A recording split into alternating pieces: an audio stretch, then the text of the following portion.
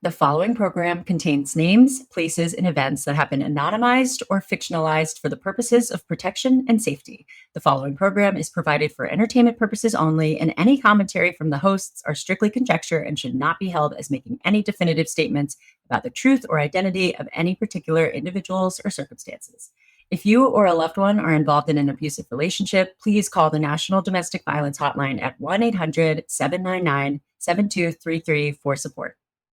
This episode is brought to you by BetterHelp. Trusting yourself and the whole adulting thing can be super hard, even if you're someone who feels established in your life.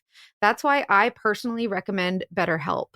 Several years ago, I was experiencing a little bit of a loss of identity. I didn't know if what I was doing in my job was right. I didn't know if I was being a good mom. And I just doubted myself and questioned every decision that I made. I found BetterHelp online when I was on the Google machine trying to find help or someone that I could talk to. And what I loved was that BetterHelp was online. So I was able to communicate with a therapist. I took a quiz and they were able to connect me with someone who matched me really well. The therapist that they connected me with was so amazing. And she really gave me the tools and resources that I needed to help clear up my identity again and find out who I was and what I needed because my schedule was so crazy. It was nice that everything was just available online and it was so simple for me. It was a really awesome experience. Let therapy be your map with BetterHelp. Visit betterhelp.com/TDD today to get 10% off your first month. That's BetterHelp, HELP.com/TDD for the dating detectives.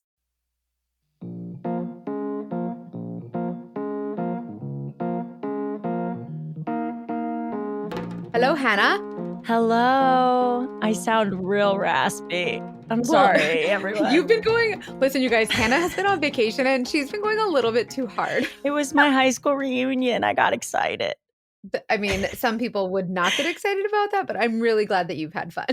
It was surprisingly fun, but that's not the most exciting thing about today. We have a big, exciting announcement today.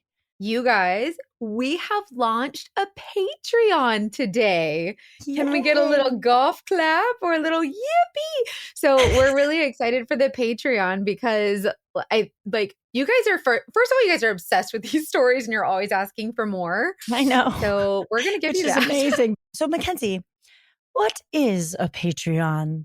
So a Patreon is basically a paid subscription that you have that gives you a little bit more access to Dating Detectives. You get 2 extra episodes a month of the Dating Detectives.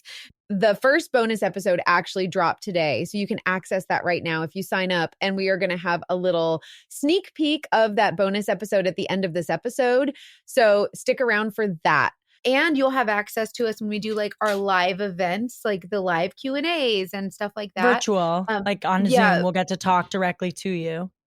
Our first one of those is actually going to be tonight for all of you who join Patreon today. We're going to be doing a live Q&A so you can actually talk to us, ask us questions, get advice on your own dogfish situation, just whatever you want. And it's going to be really cool and fun just to connect with all of you. We're really excited. That's something that's really important to both of us is those connections because I mean, let's be real, without you guys, we wouldn't be here. So it's so important to us. I'm also super excited about the community board because right now, like we've got a lot of people who follow on Facebook, on Instagram, not as many on TikTok. You guys should go follow our TikTok. But we want a place where all of the like really dedicated listeners can communicate with each other. So we're going to have a community board. So you guys can all chat about the episodes, chat about anything. Give us your feedback, recommendations. Yes. Yeah. We'll be in there, so we'll respond to everything. And that's the thing, because you guys have been with us from the beginning and we want a space for the people who have really supported us and really care about Dating Detectives. Like, we want you to be part of this growth and communicate with us about what's working, what's not. Also, we know you guys have been asking about merch, and guess what? The merch will actually be dropping next Monday. I cannot wait. So the Patreon officially begins today, and the first 100 people to sign up for our Patreon get 20% off the new merch, the new Dating Detectives merch. Sign up for Patreon today. And like I said, the first 100 of you will get that 20% off discount. Okay, that was a lot of info. So Hannah, will you give us a little recap? So Patreon launches today. It's going to be $5 a month to be a member. You get 2 extra episodes a month. You get live virtual Q&As with us. You have early access to all our merch. And if you're one of the first 100 people to sign up, you get 20% off our first merch drop. And then also you just get to be part of the community, chatting with the community with us, suggesting things, all of that. And the link will be in the bio of this episode, in the bio of all our social media. We'll post it all willy-nilly, and you should join the Patreon. We want to see you there. Yes, we have our first live event for Patreon members tonight at 6 p.m. Pacific, 9 p.m. Eastern. So make sure to join today so you can chat with us tonight at that live event. And you guys, I don't want to hear none of you fussing about the stupid $5 because you spend more than that on coffee and you know it. So stop it. Stop it. Yeah, we just want to hang out with you more, and we want to make more episodes and have pretty microphones so that you can hear us. Yeah, coffee's disgusting anyways. Ugh. I'm going to get so much hate for that. Now you just lost us like 3 people who are like, you know what? I'd rather go buy a coffee. Yeah, anyway. right. They're like, if she doesn't like coffee. So are you ready to get into today's episode? Let's do it. We had the best guest. Oh my God. Yeah. So we got to talk to Kelly, and she has an incredible story. There's so many twists and turns. You just hold on to your freaking pants. I know. I thought it was over many times. And then there was more. Same. I was like, that's it? And then she's like, nope, there's more. So you guys just hold on to your freaking seats because we're going for a ride. Should we get into it? Let's do it.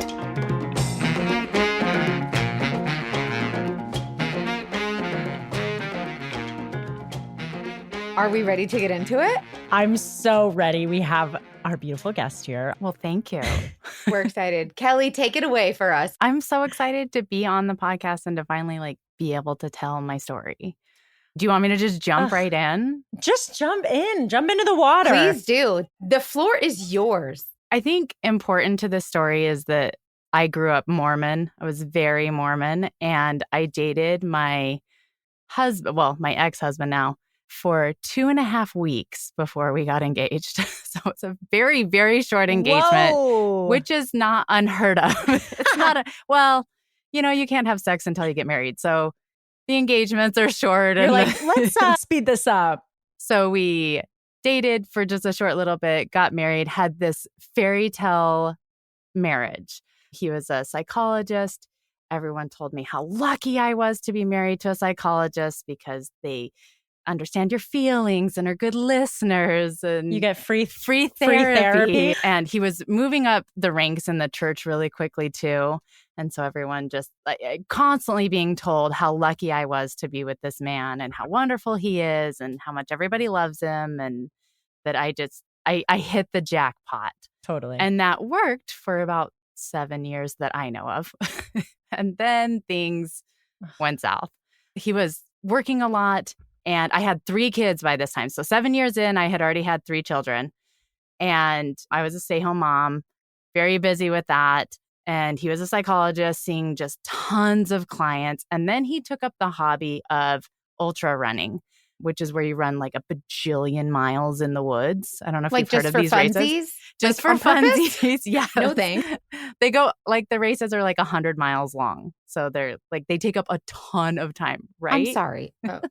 But you have to train a lot. And so he would say, I'm leaving at 4 a.m. to go train for this race. And then I have to see clients. And then he wouldn't come home until 11 o'clock at night because he had to see all of his clients and then do all of his paperwork and then come home. So he was gone from 4 a.m. to 11 p.m. most days of the week, which left me at home with the kids. And we only had one vehicle at the time. So I just was home most of the time. You were stuck at home. And it was one day I got the mail and there was a credit card bill in the mail of a credit card that I didn't know we had. Ooh. And so I opened it thinking, oh, this must be a mistake. And there are just tons of charges on this credit card, flights and hotels and just all kinds of stuff. And I thought we had our identity stolen.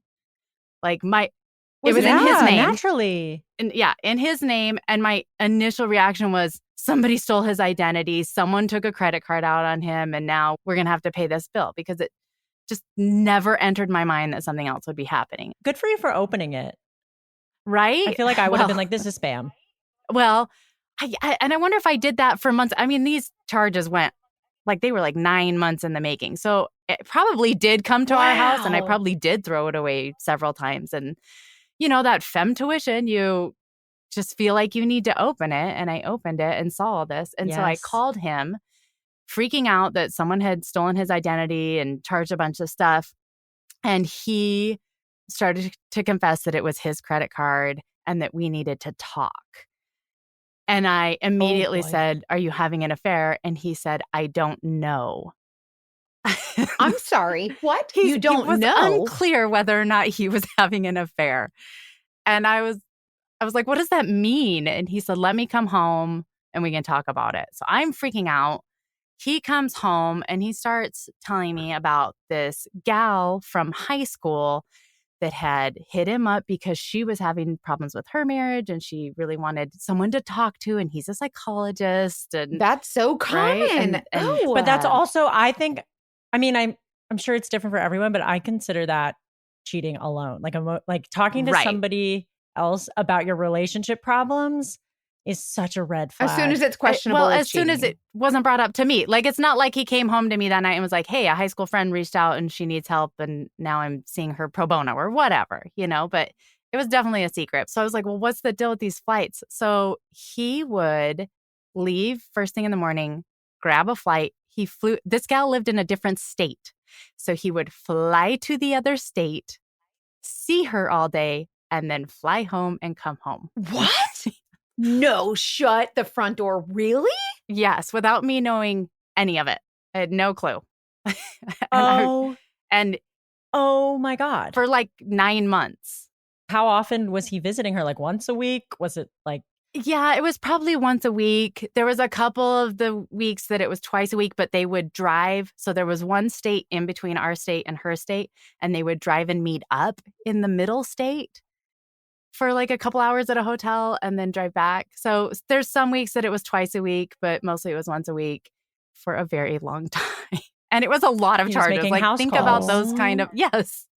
He's a very good psychologist. He'll come straight to your house. Just so dedicated to his work. So dedicated. That's a straight up Dogfish, like one married life, one long distance relationship life. Like, my God. And if it ended there, I'm not even sure I'd be on the podcast. Like, that's happened to a bajillion women, right? Sure. But it gets so bizarre from that moment on. Everything just turns so weird. So he tells me that it's not a physical affair, that they only talk. Okay.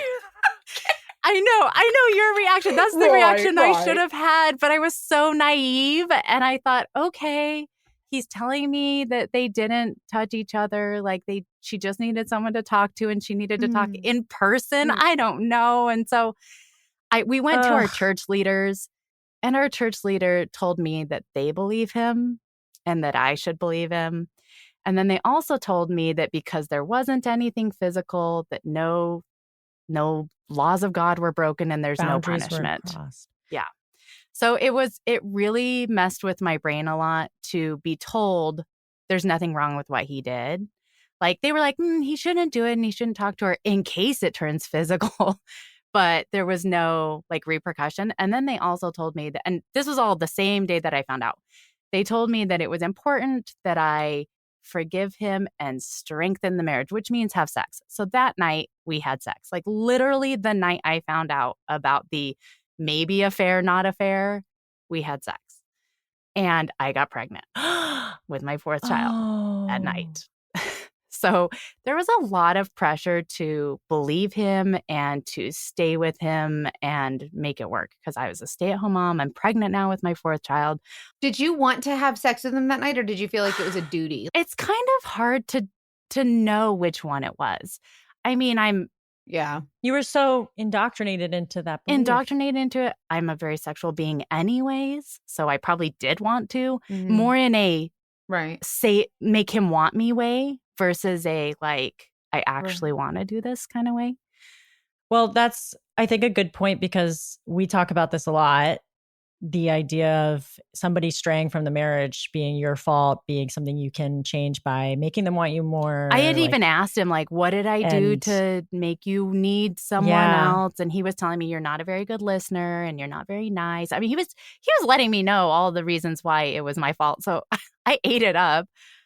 You believed it. And I thought, okay, I need to be a better listener. I definitely need to make sure anytime he wants sex, we're having sex. Like, that was definitely part of the pressure to make him happy. It was always about making him happy. So I find a cell phone bill like 3 or 4 months later, and her number is all over it. And so I went to him and was like, what's going on?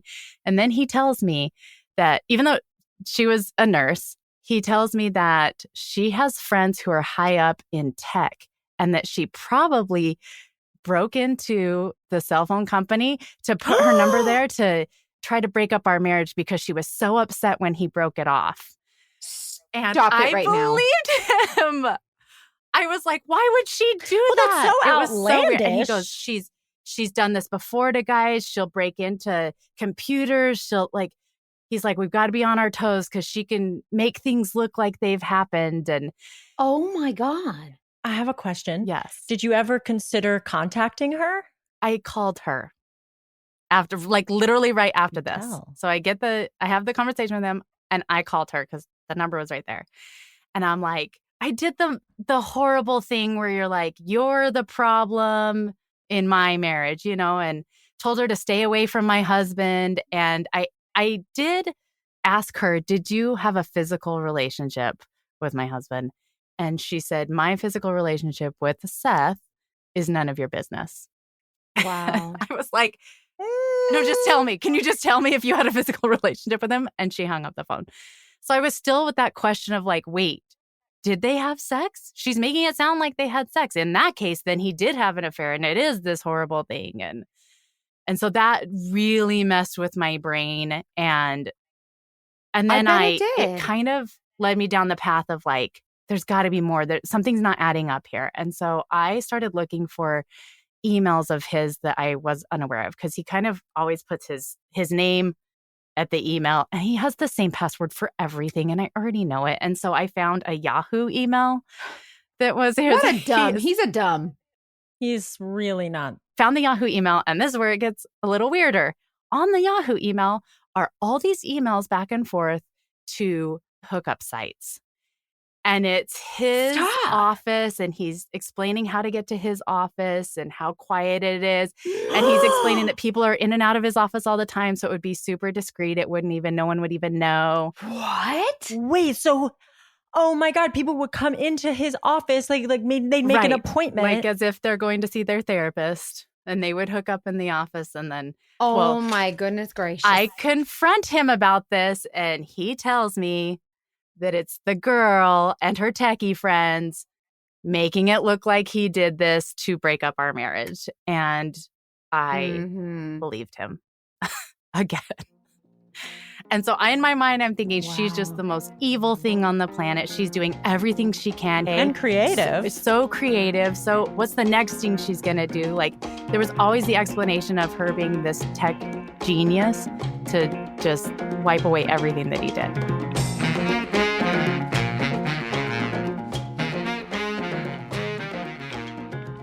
This episode of The Dating Detectives is sponsored by BetterHelp.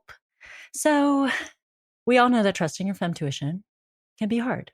We are working on it every single episode and every single day, but it takes practice. And I've definitely found that an amazing way to practice is in therapy. And there's such an easy way to do that with BetterHelp. If you haven't heard of BetterHelp, it's so great. It's all online. I've used it, and I have a funny story about when I started using it. So I made my intro meeting and set it for a Saturday around midday. And it just so happened that I had just started dating someone, and I spent the night. All right. And I was like, oh my God, I have therapy in the morning. So I was like, yo, I need to do this call. Can I have the room, please? So I basically kicked him out of his apartment so that I could do therapy. So then it was so easy, and I got to introduce myself to this therapist. But what was so nice is that it was so flexible. I really, really got a lot out of the time that I was going to BetterHelp because it was a big transition time. I knew I needed help just to feel my best. And I got that at my own pace and at my own convenience. And I've never had an easier therapy experience. It's entirely online, it's convenient, it's flexible, and it's suited to your schedule. If you're thinking about therapy, I think it's such a great way to start, no matter where you are, even if it's in someone else's bed. Let therapy be your map with BetterHelp. If you're interested, visit betterhelp.com/TDD today to get 10% off your first month. So that's BetterHelp, HELP.com/TDD, as in the Dating Detectives.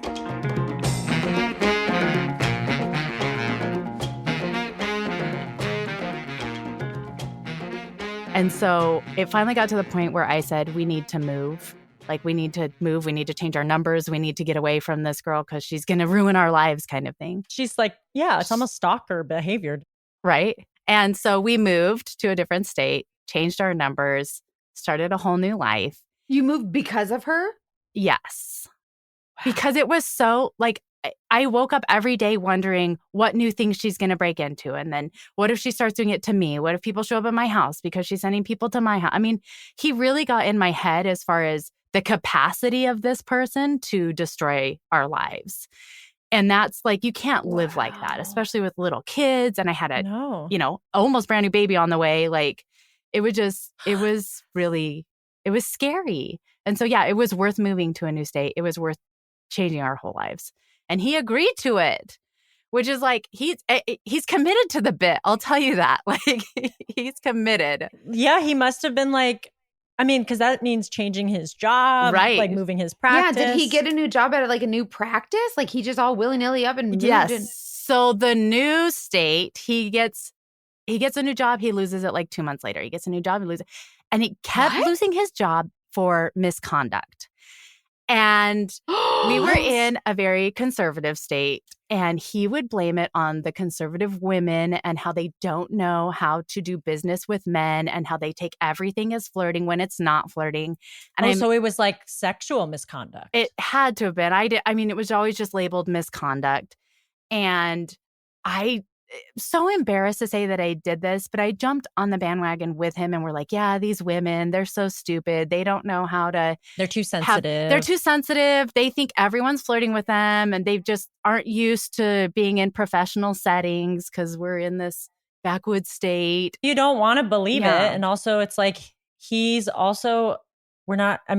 you've mentioned it and you know this, but like, I'm remembering that he is a psychologist. Right. Like, he knows how to manipulate other people's psychology. That's kind of not manipulate. It's his training, when you think about it, yes. a therapist's job is to change how you think and help you think differently. Yes. Wow. And so then another life change comes and we both decide to leave the Mormon religion, which is a whole nother like huge life transition. And the community we were in was very Mormon, and we felt like we needed to move again, more for the sake of our children, because they're like soft shunning kind of stuff. So we move states again. I'm sorry. And we leave the religion, and there's lots of transition in that. And I ask him, let's revamp our marriage again. Let's like set our foundation again and really try to be together. How long had it been up to this point? How long had it been since you initially found that credit card? At that point, 3 or 4 years, maybe more, 5 years. Yeah. So we move states. We restart our lives again. He gets a really good job, a well-paying, high-paying job, and we never have any money. And I cannot figure it out for the life of me. Like, ever. Like, we are constantly just barely making it through the month. And I was always in charge of our finances. And he at this point had decided that he wanted to do all the taxes. He said that it was complicated and he knows how stressful it is with me with the 4 kids. And he just wanted to take stuff off my plate. I mean, he just made it sound like he was being just a saint, a good person helping me out kind of thing. And so I didn't see the taxes for several years, but I knew that we were always under a crunch and I could not figure it out.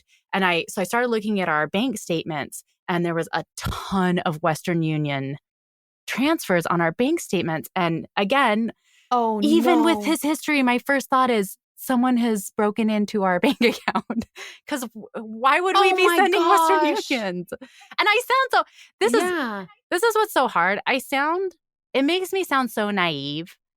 I'm not like an uneducated person, but when it's someone you love, the blinders are so thick. I mean, we all are like that. There are those people in your life that you're just like, they would never do that. Yes. Runs deep. And so I confront him about the Western Union. He says the company he's working for, they hired a team out of South America and he's in charge of paying them, which would not be unheard of. We actually both had lived in South America at one point. We have lots of contacts there. Like, that's not so far. I mean, I thought it was weird that the company wanted him to pay for it. Right. And he said they pay me back in my paychecks. And so after several months of this, I said, it doesn't feel like they're paying us back in your paychecks. And he's like, oh, let me look into it. I'll see. And then he'd come back and say, oh, you're right. They missed last month. I'll make sure they get it on the next month. Like, there was just always like a push it down the line a little bit. Excuse. And like 4 kids, I was super busy. It's not like I had all day long to just sit and try to figure out these financials. Like, I'm running people to sports. We're doing school, like all of this stuff. And finally, I just get sick of it. And I'm like, this Western Union stuff is outrageous. He had gone to South America twice that year for business trips to check on the team. Oh, no. And I finally confront him. I'm like, I want to talk to your boss about this Western Union stuff. I'm done with it. And so then he confesses a story. He says that when he was in South America, he got in a car wreck in the rental car, and that the rental car company said, we're either going to send you to jail or you're going to pay off this car. And so that's where the Western Unions have been going to pay off this vehicle. And he didn't want to tell you because he got And he didn't want to tell me because I would be mad because I'm such a mean person. Also, I don't listen. Also, I mean, like, just all this stuff about me. Oh, boy. And so I was like, okay, like, one, you should have told me. I can handle that. Also, they just let you go with a promissory note that you would pay it. Like, that doesn't really make sense. Like, It's not like the U.S. is going to extradite you because you didn't pay off your rental car. Like, it's one of those stories that, like, I'm trying to listen to it and it is just, my femmetuition is like screaming at me. This does not make sense. And so I'm trying to understand it. And he's like adamant that that's the story. And so again, I go into one of these modes where I'm like, I wonder what else he's hiding. And I look up that old email, which he still didn't change his password on. He didn't get a new email. He didn't get a new email. It was the same old email. And there are tons of emails back and forth to a woman in South America. And it's all in Spanish. And I confront him. Does he speak Spanish? He does speak Spanish. We both speak Spanish. Yeah, because we both lived in South America for a while. I was going to say, that would be really I was like, committed. did you get somebody to translate? So you could translate translate it right away. Yeah. You're the love of my life. I can't wait to see you. I can't believe that something so good is happening to me. I'm just nonstop lovey-dovey. Like stuff I wish he would have said to me, to be honest. Like, really romantic, sweet things. How long was he in South America every time he went? Like 10 days. How long did he go there for? I mean, it's a long flight. Like, if you're going to go down there, you go down there for a while. Yeah. So 10 days each time. And even one of the times, it was right during COVID era, and he was going to get stuck there when everyone was closing down. And my parents like used all of their miles to get him out of the country as fast as they could. Like, he was probably like, dang it, these dang. Right.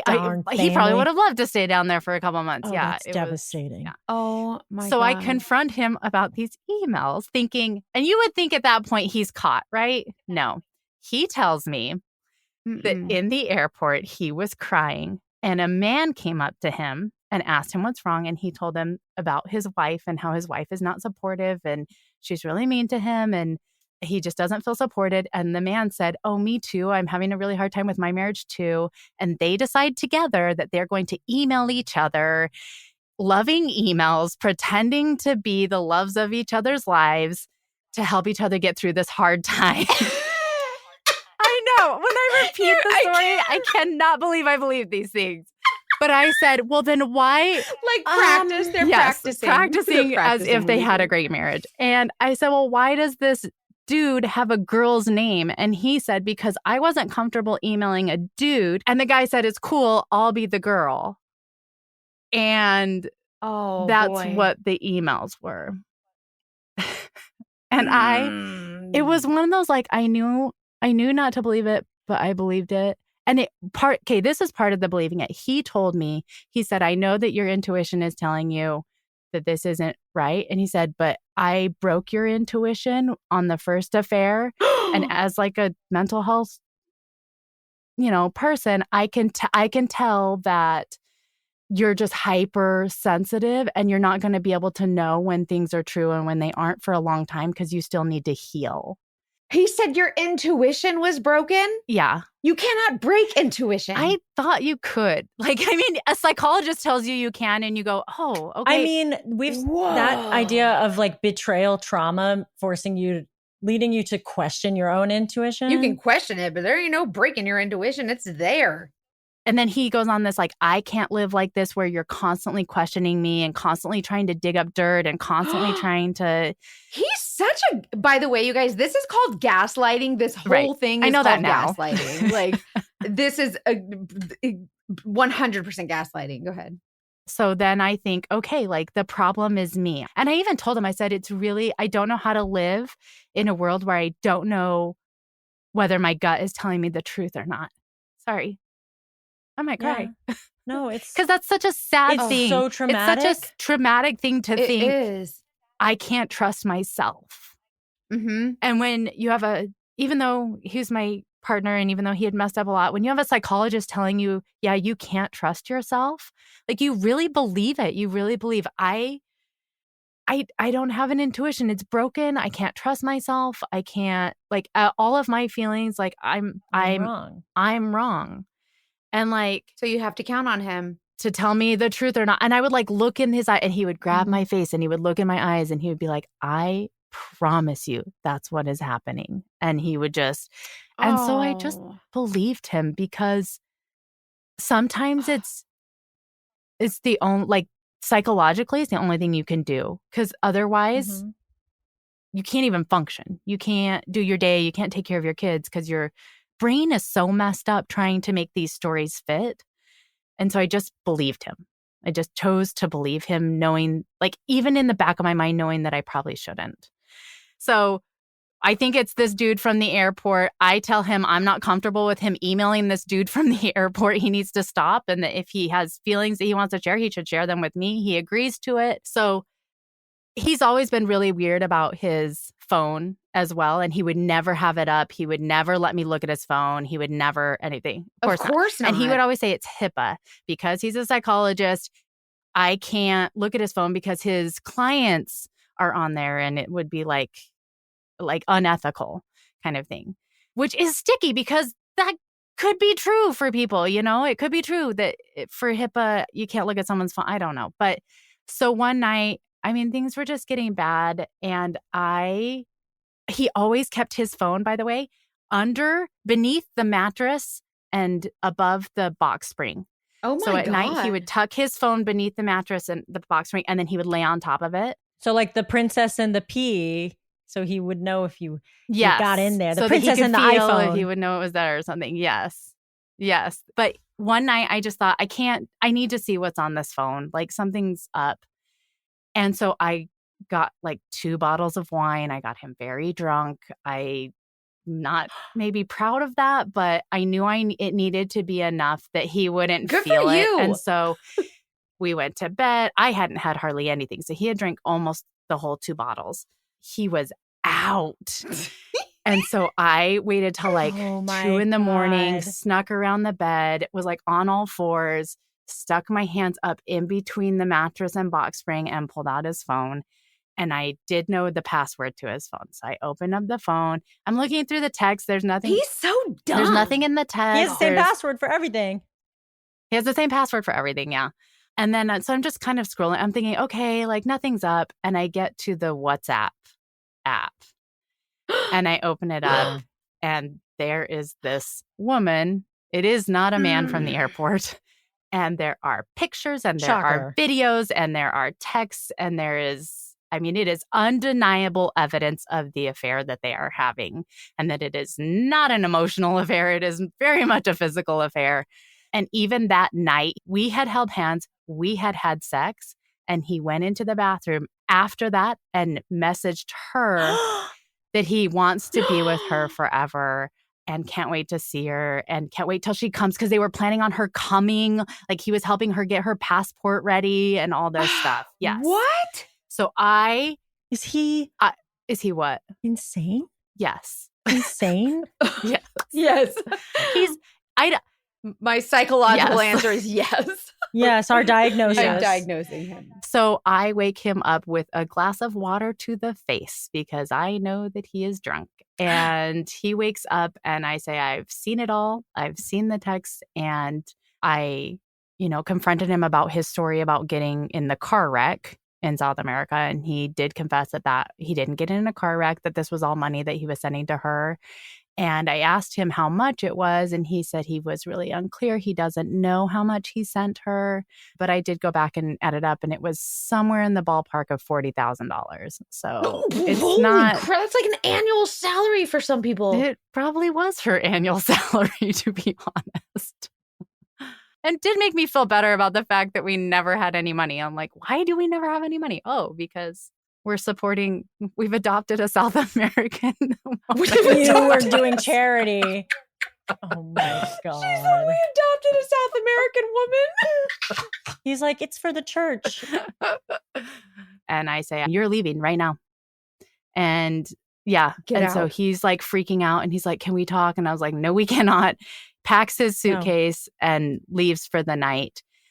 Good for you, because that's his weapon is talking. He knows how to talk himself out of anything. Don't say good for me yet, because he comes back the next day. No, good for you, because it's still hard. You can't blame yourself for anything. Well, and there is something to be said about being a stay-at-home mom with no income.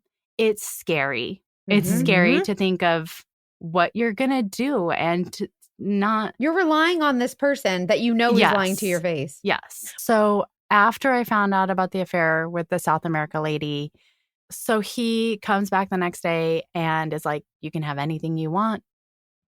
I'll give you everything in the divorce. I'm so sorry. Like, so apologetic, so sweet. I'm dying because I'm like, okay, like, what if this really was it? Like, what if he's done? What if this was the wake-up call he needed? What if now we could have a happy marriage? What if I could save my family?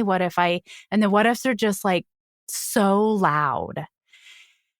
And so I talked to my own therapist, and she told me that if it's that loud and I need to, know that, why don't I give him another shot? And so I did. And I said, this is your last shot. Like, let's try to make this work. And it was really loving for a couple months. And then the weirdness started weaving its way back in. Like, he'd be really, really loving, and then with an undercut. So like, I found a receipt in his pants for flowers, and he had never bought me flowers. And I said, who'd you buy flowers for? And he said, well, I bought them for you, but then I got so mad at you that I threw them away. And it was like devastating to be like, oh, okay, I'm not like, and so he'd be like, you can be so sweet, but do you remember when you cut in when I was trying to talk to the kids? And he'd be like, it undermines my parenting and it makes me really mad at you. And so I'm like, I'm constantly trying to be this perfect person, like listen perfectly and love perfectly and never have an argument and absolutely don't try to intervene in parenting whatsoever. And like, it was knots and tying myself up in knots. And it goes so slow that you don't realize how knotted you are. And then you're so knotted that you think, maybe I just need one more knot, a little bit tighter knot, a little bit. Like, there's just a constant pull of like, what can I found another receipt for sunglasses. And again, he like has this story of he saw some people on the street and thought he would do a good deed and got them sunglasses. I mean, there was just always a story. He said he's going to the gym. My broken intuition was like, I don't think he's going to the gym. And so I drove to the gym. His car is not there. He comes home with this story of, I decided to go on a walk instead. And he's like, this is what I'm talking about. You're going to constantly question me for the rest of our lives. And so you've already, yes, I was just thinking like, it's always my fault. It was always my fault. And he would like go away for nights at a time and just say he needed a break from the family and that he was going to turn his phone off because he just needed a break. Or business trips were big too. I'm going on a business trip. I'll be gone for 48 hours on this business trip. And there was no way to check it. Like there was no, like you can't call his boss and be like, I'm sorry, but we're having marriage problems. Can you tell me if he's on this business trip? Like that's not, you can't do that. So I just always trusted him. And there was never any money. It was the weirdest thing. He was making good money and we never, ever had any money, to the point where I was like, we might have to sign up for Medicaid. Like we don't have any money ever. And he was like, oh, the company's behind on paying me. And like, there just always was an excuse on what needed to happen. So I was getting ready for my son's sports tournament, and I get a phone call from a woman, and she says, is this Kelly? And I said, yes, it is. And she goes, I am so-and-so. She says her name. And I don't know who this person is. I'm like, okay. And she said, I've been dating Seth for the last 10 months, which means he was only affair free for like a month and a half. From the first time to her, and from the move and from everything? From the second, the South America one to her was only like a month and a half. Oh my God. And my initial reaction, I said, not again. Narcissist. I just said, not again. And she goes, what do you mean, not again? And then she tells me he had told her he was a single dad. Our kids go to the same school. She met my children. He took he took my children to meet her and then told my children to lie to me about it. Absolutely not. Yes. Done. Oh my 100%. God. We are and done. She was calling to let me know that she's pregnant. And it was like the weirdest. It seems like it would be the worst moment of my life, but it was almost the best moment of my life, because all of a sudden, all of the knots I was tied in, all of them came undone. I knew I was done. I knew that this marriage was completely over. I knew that I never had to do any of this anymore. I knew that my intuition wasn't broken. I knew, like, it was the weirdest sigh of relief. Everything is clear. Ever. And I actually felt bad for this other woman, because she's going through her first, turmoil with him, and she's bawling. And I'm like, all right, what do we do? Where's my lawyer? How do I do this? Like, it was such a breath of air. But she tells me that she's been wanting to meet me for a long time, because they're talking marriage, they're talking all this stuff. And he told her that I was diagnosed with multiple personality disorder, and that he didn't want to introduce her to me because I can become very violent with people, and he wanted to protect her and all this. He probably was telling her that you had friends in tech who could break into her phone and her computer and all this stuff. And I just laughed. I was like, I don't have multiple personality disorder. And then she was like, but I've met your children. And that really bothered me. So I talked to my kids about it, and they were just bawling, because they're older. They're teenagers. They're not like little children. I'm going to cry. Well, I might cry too, because they told me that they would have sibling meetings where they would get together and say, how can we help mom figure this out so we don't have to lie to her anymore? And so they would be like, we know that dad talks to her early in the mornings. How do you think we could wake mom up early enough so that she hears it? And so they knew. They fully knew. They fully knew what was happening. They're all in therapy now. They're all working on trusting their dad again. How about that? Because that, like, not to mention the trust they're going to have with partners in the future. They've even my son has told me, like, that he's already feeling like there's going to be issues for him because he's so afraid that someone will cheat on him. And I'm like, dude, like, not everybody's a cheater. It's going to be okay. And like I said, we're going to real therapists, which also is like a catch-22 when your partner was a psychologist. You don't trust therapists. You're kind of like, they can be bad people too, but it's okay. And they're all doing okay. And they're all such good kids and they felt so terrible. And it's been really important to let them know none of this is their fault. None. And it was No, not absolutely at all. okay that they kept the secret from me because they got told to by a parent. Like, that's not their fault. What made her call you? Like, why willy-nilly just she decided to call you? I think they got in a fight because the night before I was out with my husband and we were talking about our future and how happy we were going to be together. And we were holding hands and walking along the waterfront. And it was a supremely romantic night followed by lots of good lovemaking. And I think that next day they got in a fight. I think he probably either confessed that he was married because she knew now at that point or something. Like, I think it was a catalyst of him going, maybe I'm not going to leave me kind of thing. Like, I don't know. And so I think they got in a fight because while she's talking to me on the phone, Seth is just blowing up my phone, just texting and calling and texting and saying, don't talk to her. Please talk to me first. Like all this stuff. So like he knew she was going to call me. So I think he confessed to her and she was like, this is bullshit. I'm calling your wife. Which I totally, like, I've thanked her many times for calling me because I know that was probably really hard. She was probably scared. Like, how was I going to react? Like, I could, yell at her. I could make her the mistress. Well, and she's hurt too now. She's pregnant. Yeah. She's hurt. Do you know if she ever had the baby? She did not have the baby. And I don't know how that ended. I don't know if it was a conscious choice or if it was a just like medical thing, but it didn't end up in viability. Wow. But I did find out about the financial stuff within all of this too. So I had thought once the Western Union charges were gone, like we're going to have all this money back. Like all of a sudden it's going to feel like we have so much more money. And it never did. It still felt like we didn't have any money ever.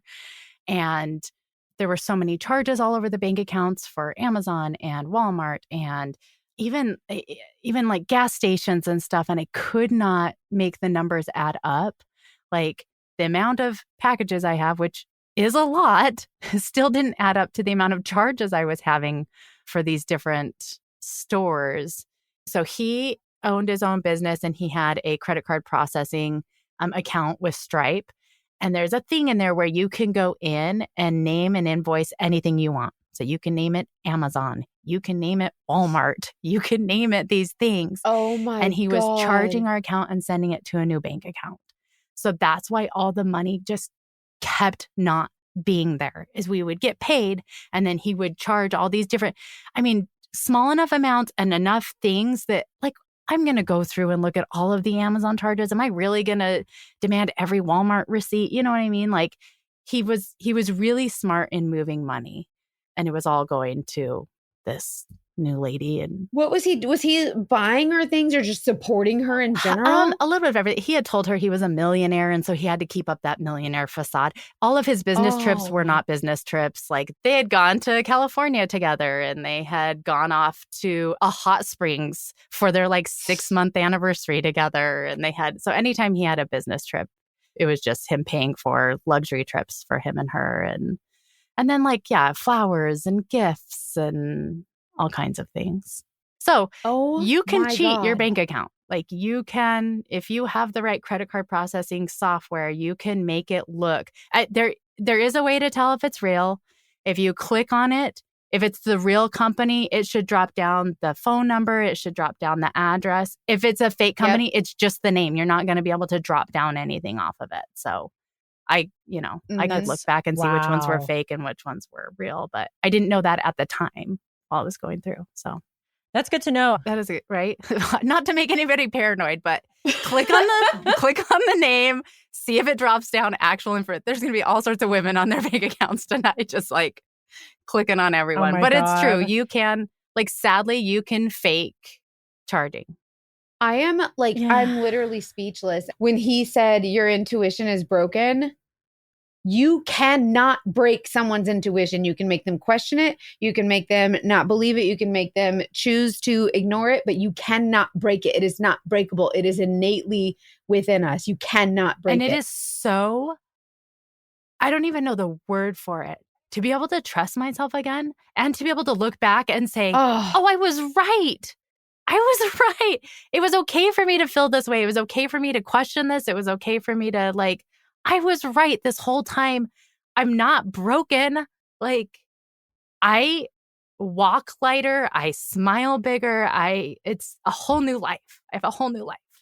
I'm so proud of you. I'm so happy to hear that. After all the times allowing yourself to believe him because this is your husband. And when you get married, that's something that you cherish, is that's us until the very end, no matter what, good times, bad times. That's what marriage is about. And so whenever like he said those things and you just wanted to believe him, it was like, that was your first instinct. This is my husband. This is my partner. And he's a psychologist. He knows. Like, yeah. So how many different relationships were there? I mean, that I know of? At least three. No. 3 that I know of, plus all the hookup things. Like, there were dozens of those. Yeah. I don't know. There has to be stuff that I didn't know about. Like, there's no way that I figured out all of the ones that every single one of them. I'm sure. I will say one other note is timing. Like, I think I definitely know had I left after the first affair, I would wonder for the rest of my life, like, if it would have gotten better. And even after the second affair that I know about, I always have to say that I know about, I think I would have still wondered, like, could I have saved it? And the good news about how horrible the last one was is, like, it was the finality I needed for me to be able to be like, oh, there's no saving this. Like, this thing was dead a long time ago and you need to let it go. When she called you and she said, I've been in a relationship with your husband for the last 10 months, and you said, that's it, I was done. Was there an immediate, like, instant kind of like, oh, I'm hurt, that sucks? And then you went, or was it just like, okay, we're done. Like, we're done. This is silly. I didn't even cry. It was an immediate, like, take your breath away for a second. And then it was like this, like, stack of cards, like everything just fell back into place, like where it was supposed to be, where it's like, you're right. You don't have to question yourself anymore. I love how you said that all the knots came untied. And they it was did. Like, they literally all came untied, and I could take a deep breath, and it just was so, like, relieving. It's so relieving. Yeah, you're free. And that is so validating for once to finally be like, that mother, I was right. And just to be know like, that. This isn't actually my fault. This is a him thing. Nope. I'm so glad that you got to that point. How long has it been since that incident? Yeah. Like, how? It has not been years. This was 5 months ago. Wow. Really? This was so recent. You are so strong. Man. I was going to ask, are we dating again? But 5 months is not that long. Well, we are dating, but not like in a serious, not in a serious way. Good for you. Listen, if you're not Mormon anymore, can you just, like, have fun without just jumping into marriage? Yes. I am building a roster for the first time in my life. Yes, she's building. Wait, yes, she's putting notches in her belt. But I'm very honest. I am very honest with everyone. Excited? Oh my gosh, so much excitement! It's been so fun. I'm very honest with everyone. I'm like, listen, I'm not looking for relationships. I'm just having fun. I just got out of a very long-term thing, and everyone's been more than willing to have fun. If you're comfortable sharing, are you on apps? Yes. Are there any apps that you love? Any apps that you're like, not into it? I did Tinder for like 5 minutes. That's a terrible app. I don't know what's happening on there, but it was really scary, and there was lots of, like, Tinder. In your face stuff. It's the dick pics. The dick pics are in your I face. actually don't mind a good dick pic, but I mean, but it's gotta be like, if you classy. ask for Like, it. it's gotta be part of the conversation, not like the It conversation can't starter. just be all willy-nilly. Yes. Yeah. I'm on Hinge. That is so I really funny. like Hinge. Have you used Hinge, Hannah? I'm on Hinge, yeah. And I like Hinge too. Really? It goes hot and cold for me. There are some times where I'm like, ooh, it's going great. And then other times I'm like, is it me? I'm going to blame the algorithm. It might be me, but I'm going to blame the algorithm. I'm enjoying it. That's so awesome. I love seeing your smile. Do you have an app opener? I don't know what that is. Oh, like a thing to say in like, conversation? what's your first thing you send? Or do you let them come to you? I let them come to me. I'm so weird about that. Like, it's so funny. So no Bumble.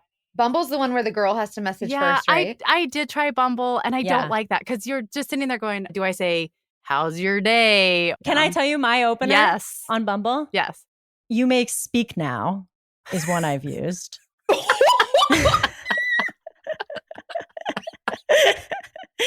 or Oh my just gosh, be I love like, that so much. you're welcome. That's brilliant. You're welcome. I am here. You're welcome. Those because that's also like, it's like funny. You Yes. get it, but then it also gives them the opportunity to like do their opener. Yes. So it's like, And it's like you get best of both flirty words. and yeah. I love Yeah, that. a little silly. If I had a date right now, like on dating apps, I wouldn't know what to do. Like I would be like, hello. And they'd be like, hi. And I'd be like, no, you're done. We're done. Like I can't, I would be like, I already don't trust you. Like I cannot trust anybody. Interestingly, you would think I would not trust people, right? You would think I'd be like all scared. Yeah. It's a good thing you brought up the dating apps. Now that I know I can trust myself, I am not scared. Like if I go into a situation and the dude, for whatever reason, I'm kind of like, I'm not feeling this. I will literally say, I'm not feeling this. I'm going to leave. And I don't have any qualms about it because I'm like, I don't owe you anything. And my femtuition is completely intact. And if I'm not feeling this or I don't. Are you ladies listening? No, seriously though. This is not a podcast to amazing. make us lose faith. This is a podcast to empower us. It almost did the opposite. Like this whole situation incredible. almost did the opposite effect where I trust myself so much now that like I can stand up for myself and I can fill a situation out. And it has been kind of I have goosies, you guys. I got goosebumps. Thank you so much for telling your story. I just can't believe he was up to some shenanigans. Is he still practicing? No, he's not. He let his license go and he just does business consultation from then on out. So he's not in private practice. He's not meeting with individual people anymore. So none of our listeners have to be worried about accidentally that he's their psychologist. They're like, wait, are you? Literally, Kelly, like, you guys, I love her so much. Thank you so much for sharing your story. I can't even this is the first time I've ever cried on this podcast. Like the first time where I actually got like in my spirit, I felt, crying again. I just want to tell you how much we appreciate you sharing your story because I know how hard that can be to share. Yeah. And I think it seems like it's probably harder, especially when like a lot of women tend to blame themselves and feel like, oh, how stupid could I be? Whatever. These stories are not easy to tell. So we're just so grateful. And because you tell your story, another woman is going to feel less alone. So we're really Thank grateful you. for you. That's how I feel when I listen to your stories. So I really hope I can do that for someone else. I'm so excited for your family, your kids. Like, I want updates on the apps if you want to share them. Absolutely. As you go. On my roster, I'll update. We're sending all the love to you guys. Yeah. Listen, this girl on her roster, I love it. We're really glad that you came on the podcast. Thank you a million times. We really appreciate you. Thank you so much.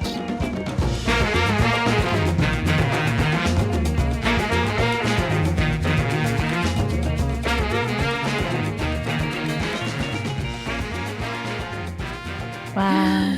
So wild ride. Did I tell you? I told you guys. Mackenzie, you got so emotional. I wanted to give you a hug through the screen. I had never cried before listening to one of these stories. This was the first time that I actually got emotional. And it was, I think the biggest part for me was the kids. Like you would do that to your own kids just so you can do your own thing. And, you know, it broke my heart.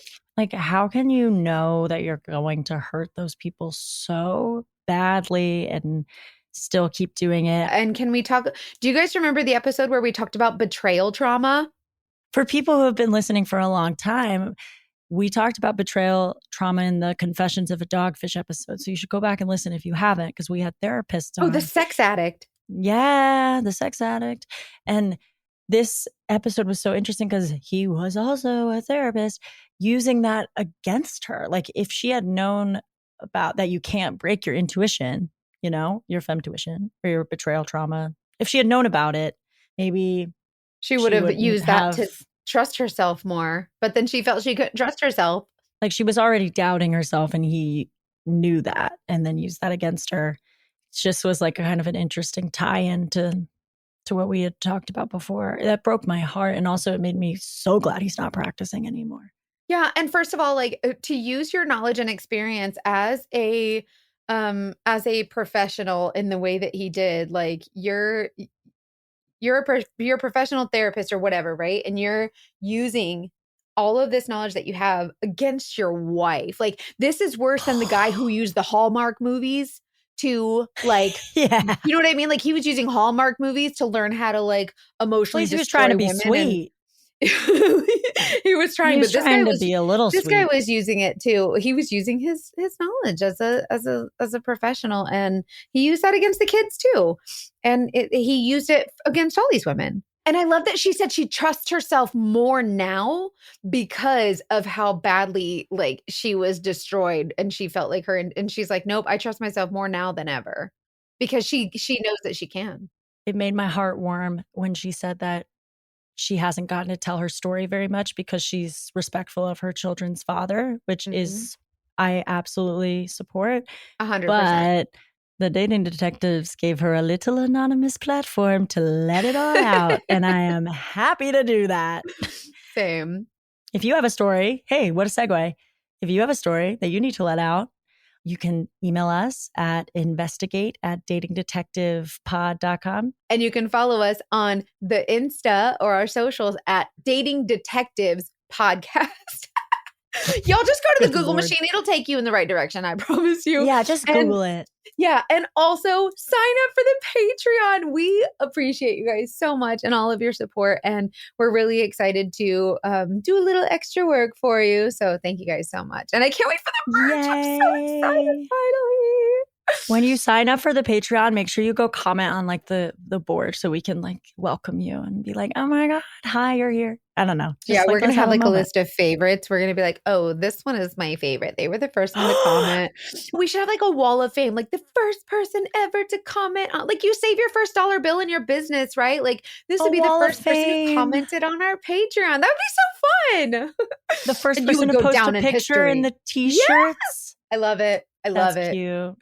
We're picking favorites. Sorry about it. And don't forget. So since the Patreon dropped today, so did our first Patreonic episode. Is that a word? Patreonic? We just say Patreon. It can be our very now. First. It's a new. I just come up with all these words all willy nilly. So join the Patreon. We have the very first episode for the Patreon is out, and we're gonna exclusive kind of tease you with a little clippy clip. And if you want to listen to it, you have to go sign up. This is a teaser of the bonus episode, but the rest is on Patreon. Bound chicka wow wow. Hannah, are you so excited for our very first Patreon episode? I am so excited. All right. So basically, y'all are amazing and you send us so many stories and we get to a lot of them, but there's just too many for us to do full episodes for everything. But that doesn't mean they're not wild dogfish stories or just wild stories in general. So that's what this episode is going to be. We're just going to go through them. We have some stories to tell you that like just from emails. We just want to read the emails to you guys from listeners. From you. Story time. Email number 1. All right. I'll give you the subject that they sent. Dating married men unknowingly. Uh-oh. Okay, go.